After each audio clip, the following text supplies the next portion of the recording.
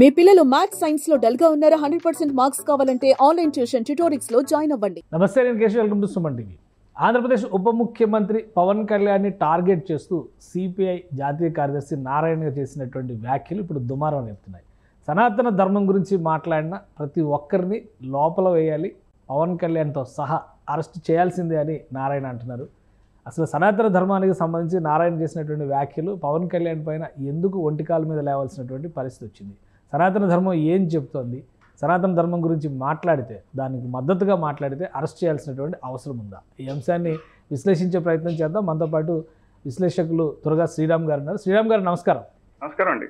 శ్రీరామ్ గారు, నారాయణ గారి స్టేట్మెంట్ని ఏ విధంగా చూడాలి? ఇది ఓన్లీ పొలిటికల్ స్టేట్మెంట్ అనే అనుకోవాలి, ఎందుకంటే క్వైట్ ఆపోజిట్, ఒకటి రైట్ వింగ్, ఇంకోటి లెఫ్ట్ వింగ్. కాబట్టి పవన్ కళ్యాణ్ గారు ఎన్డీఏలో ఉన్నారు, భారతీయ జనతా పార్టీకి దగ్గరగా ఉన్నారు కాబట్టి టార్గెట్ చేశారు అనుకోవాలా, లేదా ఈ సనాతన ధర్మం గురించి మాట్లాడితే నిజంగా జైల్లో వేయాల్సినటువంటి పరిస్థితులు ఉన్నాయా? ఇప్పుడు అసలు ఈ రాజకీయ నాయకులకి ఈ మతాలకు సంబంధించిన ఇంటర్నల్ వ్యవహారాల్లో మాట్లాడాల్సిన అవసరం ఉంది. మీరు ఎవరినన్నా సపోర్ట్ చేస్తే సపోర్ట్ చేయండి, లేదంటే మాట్లాడకుండా కూర్చోండి. ఇప్పుడు ఇదే నారాయణ గారు రాజ్యాంగం ప్రకారం మా పార్టీని నడిపించుకుంటానని చెప్పి ఆ పార్టీని పెట్టుకున్న పార్టీలో ఈయన ఉన్నాడు. వీళ్ళ పార్టీ అసలు రాజ్యాంగం ప్రకారం పనిచేస్తుందా, పనిచేయదా? మీరు ఎవరన్నా పొగిడితే పొగడండి, పొగిడితే ఇబ్బంది ఏం లేదు. ఇప్పుడు హిందూ ధర్మాన్ని పొగిడారా, ఓకే, నష్టం లేదు. మీరు ఆ ముస్లింలని లేదంటే ఇస్లాం ధర్మాన్ని పొగిడారా, నష్టం లేదు. క్రిస్టియానిటీని పొగిడారా, నష్టం లేదు. వాళ్ళు బాగా చేస్తున్నారు, బాగా చేసుకుంటున్నారని మీకు పొగిడితే నష్టం లేదు. వాళ్ళ ఇంటర్నల్ వ్యవహారాల్లోకి వెళ్ళి, ఆచార వ్యవహారాల్లోకి వెళ్ళి మాట్లాడమని మీకు రాజ్యాంగం చెప్పిందా? ఏ రాజకీయ పార్టీకి అధికారం ఇచ్చిందా? అసలు ప్రజాస్వామ్యం అంటేనే మనం సెక్యులర్ కంట్రీగా మనం ఉన్నప్పుడు, సెక్యులర్ ఏంటంటే అందరినీ సమానంగా చూడాలి కదా. సమానంగా చూడాల్సిన పార్టీకి సంబంధించిన వ్యక్తి ఒక మతాన్ని ఎలా విమర్శిస్తాడండి? ఇప్పుడు పవన్ కళ్యాణ్ గారు నేను సనాతన ధర్మాన్ని ఆచరిస్తాను, సనాతన ధర్మం జోలికి ఎవరన్నా వస్తే ఊరుకోనన్నాడు తప్ప ఇస్లాం ధర్మాన్ని ఆయన ఏమీ వ్యతిరేకించలేదు, వాళ్ళని విమర్శించలేదు. అలాగే క్రిస్టియానిటీని ఆయన ఏమి విమర్శించలేదు, వ్యతిరేకించలేదు. కానీ ఈ నారాయణ గారు వచ్చి ఒక ధర్మానికి సంబంధించిన ఇంటర్నల్ విషయాల్లో వేలు పెట్టి అది రైటు, ఇది రాంగు అని మాట్లాడడం ఎంతవరకు కరెక్ట్? అంటే ఆయన చెప్తున్నటువంటి మాటలో కీలకమైన పాయింట్ ఏంటంటే సతీ సహగమనము, ఇట్లాంటివన్నీ కూడా మాట్లాడారు ఆయన. ఆడవాళ్ళని అణిచివేసేటువంటి ధర్మము, ఈ ధర్మం సరైనది కాదు కాబట్టే సంస్కరణ ఉద్యమాలు వచ్చినాయి, కాబట్టి మళ్ళీ వెనక్కి తీసుకెళ్తామంటే ఊరుకోము. పవన్ కళ్యాణ్ అయినా కానీ ఎవరైనా కానీ సనాతన ధర్మం గురించి మాట్లాడితే అరెస్ట్ చేయాల్సిందే అని డిమాండ్ చేస్తున్నారు ఆయన. నిజంగా అసలు ఈ ధర్మం ఏం చెప్తుంది? ఈ ధర్మం రాజకీయాల గురించి మాట్లాడకపోయినా కానీ అసలు ఈ ధర్మం ఏం చెప్తుంది అనే చర్చకు మళ్ళీ నారాయణ గారు ఒకసారి ఆద్యం పోసారనుకోవచ్చా? అసలు ఆయన ఎవరండి ఆద్యం పోయడానికి? అసలు ఏం పని? ఆయన రాజకీయాలు మానేమనండి, రాజకీయాలు మానేసి ధార్మికంగా రమ్మనండి. ధార్మికంగా రమ్మంటే వస్తే కనుక నేనే మాట్లాడతా ఆయనతోటి. అసలు ఇస్లాం ధర్మంలో ఏమేమి ఉన్నాయి లోపాలు, వాటి గురించి ఎప్పుడు నారాయణ మాట్లాడారా?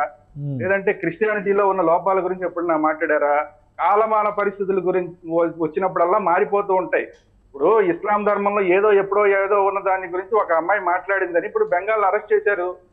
అరెస్ట్ చేస్తే ఈయన దాన్ని సమర్థిస్తాడు కదా. జనరల్ గా ఈయన లెఫ్టిస్ట్ కాబట్టి జనరల్ గా సమర్థిస్తాడు దాన్ని. అంటే ముస్లిం ధర్మంలో ఉన్న, ఇస్లాం ధర్మంలో ఉన్న ఒక ఇబ్బందిని ఆవిడ ఎత్తి చూపిస్తే దాన్ని అరెస్ట్ చేశారు. ఈయన ఎందుకు ఎత్తి చూపిస్తున్నాడు? ఈయన అరెస్ట్ చేసి లోపల వేద్దాం. మరి ధర్మిష్ఠని అరెస్ట్ చేసి లోపల వేసినప్పుడు నారాయణని అరెస్ట్ చేసి లోపల వేయాలా అక్కర్లేదా? ఇది నారాయణ గారు చెప్పాలి.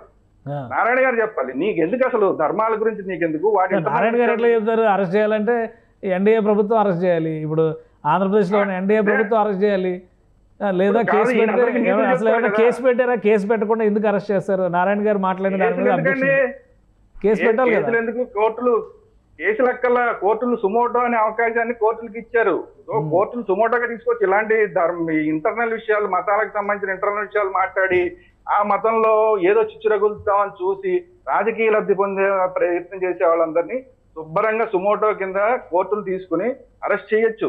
దానికి ఎవరో అసలు దానికి కేసులు పెట్టాల్సిన పని. అయినా ఈయనకి ఉండాలి కదా నీతి. అంత సీనియర్ నాయకుడు ఈయనకి. అయినా వయసు అయిపోయింది ఈయనకి పాపం. ఆ వయసు అయిపోవడం వల్ల ఎప్పుడో అయిపోయిన వాటి గురించి ఇప్పుడు మాట్లాడుతున్నాడు ఆయన. ఈయన పుట్టలేదు ఇంకా సతీసా గమనాలు అవన్నీ ఎప్పుడు కొన్ని వందల సంవత్సరాల క్రితం వాటి గురించి ఇంకా మాట్లాడుతున్నాడంటే ఈయన వయసు అయిపోయింది, మారిపోయింది, ధర్మం మారిపోయింది.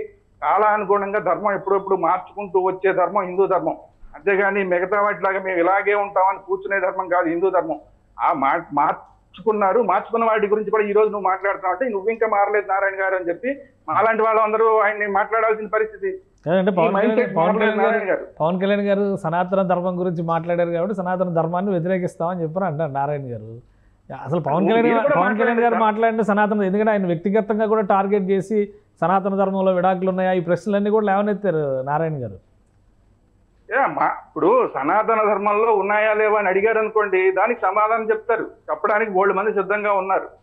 కానీ మీరు మతాన్ని విమర్శించరు, లేదు అని మీరు ఒక పక్కన చెబుతూ ఇంకా అంతవరకు ఆగారనుకోండి ఇబ్బంది లేదు. ఈ ఇన్ఫర్మేషన్ మీరు చెప్పడం కానీ ఒక ప్రశ్న మీరు అడగడం కానీ కరెక్టే, కానీ దాన్ని విమర్శించడం దగ్గరికి వచ్చేసరికి మీకు హక్కు లేదు. మీరు రాజకీయ పార్టీ, మీరు ప్రజల కోసం పనిచేయండి, ప్రజల కష్ట సుఖాల కోసం పనిచేయండి, అంతే తప్ప ధర్మాల్లోకి వెళ్ళి దాన్ని విమర్శించే హక్కు ఏ రాజకీయ పార్టీకి లేదు. ఈ దేశంలోనే ఏ రాజకీయ పార్టీ లేదు. దాంట్లో సిపిఐ అతీతం కాదు, ఈ నారాయణ అనే వయసు అయిపోయిన ఈ పెద్ద ఆయనకి అప్లై కాదు. అంటే శర్మిష్ని అరెస్ట్ చేసినట్టుగా అరెస్ట్ చేయాలంటే శర్మిష్ని అరెస్ట్ చేసిన దానికి కలకత్తాలో కేసు పెట్టారు. ఇక్కడ కేసు పెట్టేటువంటి పరిస్థితి అక్కడ ఉంది. ఆంధ్రప్రదేశ్లో ఏమైనా రియాక్ట్ అయ్యారా నారాయణ గారి మీద కేసు పెట్టడానికి కానీ ఆయన చేసిన వ్యాఖ్యలపై అబ్జెక్షన్ చెప్తూ కానీ? కోర్టులు సుమోటోగా తీసుకునేంత తీరిగ్గా అయితే ప్రస్తుతం లేవని అనుకుంటున్నాను నేను, ఎందుకంటే వాళ్ళు బిజీలో వాళ్ళు ఉన్నారు. అందుకనే ఇలాంటి వాళ్ళ వ్యవహారం అంతా నడుస్తోంది ఇష్టారాజ్యంగా. ఇలాంటి వాళ్ళందరూ ఇన్నాళ్ళు రాజకీయం చేశారంటే, ఇష్టారాజ్యంగా మాడుతూ రాజకీయం చేశాడంటే కోర్టులు చూస్తూ ఊరుకున్నాయి కాబట్టి. అక్కడ బెంగాల్లో మమతా బెనర్జీ గంధాధర్మ అంటే కూడా చూస్తూ ఊరుకుంటున్నాయి కోర్టులు. అంటే కోర్టులు ఏ రోజు దాకా అయితే ఇలాంటివి చూస్తూ ఊరుకుంటాయో ఇలాంటి వాళ్ళ ఆటలన్నీ నడుస్తాయి. కానీ ఏదో రోజు మార్పు వస్తుంది. మార్పు వచ్చిన రోజున ఇలాంటి వాళ్ళందరినీ కూడా లోపలేసే రోజులు వస్తాయి. నేను చెప్పేది ఏంటంటే, మీ పార్టీలు మీరు రాజ్యాంగబద్ధంగా పరిపాలన చేయండి. సెక్యులరిజం అని మాట్లాడతారు. అసలు సెక్యులరిజం ఎలా వచ్చిందనే దాని గురించి కూడా మనం మాట్లాడచ్చు. అసలు మొదట్లో అసలు సెక్యులరిజం అనేది లేదు.